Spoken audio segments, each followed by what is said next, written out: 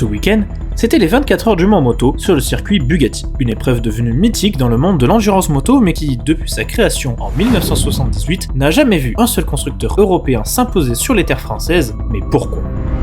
15 victoires pour Suzuki, 14 pour Kawasaki et Honda, et 5 pour Yamaha, dont l'édition 2025, c'est simple, depuis 1978, les Japonais ont tout raflé. Pourtant, les Européens ont bien tenté de s'imposer dans la Sarthe, mais sans y mettre de moyens concrets. Pendant 4 saisons, Ducati a engagé une Panigale V4R, mais hormis une bonne course au Bol d'Or 2022, plombée par un problème d'embrayage, la marque italienne n'a pas fait preuve de fulgurance en endurance, et finit par abandonner en 2024 après que l'équipe de RC ait décidé de retourner dans le giron BMW en raison du manque d'investissement du clan italien. De son côté, BM est certainement la seule marque à mettre les moyens pour faire face aux constructeurs japonais. Après avoir remporté les 24 heures de Spa en 2022 et fini 4 fois sur le podium des 5 dernières épreuves au Mans, le constructeur bavarois ne cache pas son objectif de remporter enfin les 24 heures du Mans moto et devenir le premier constructeur européen à s'imposer sur les terres sartoises. Malgré un nouvel échec en 2025, BMW ambitionne également de remporter le titre en EWC avec sa M1000RR et a terminé plusieurs fois sur le podium au général au cours de ces dernières années. Néanmoins, dans le monde de l'endurance,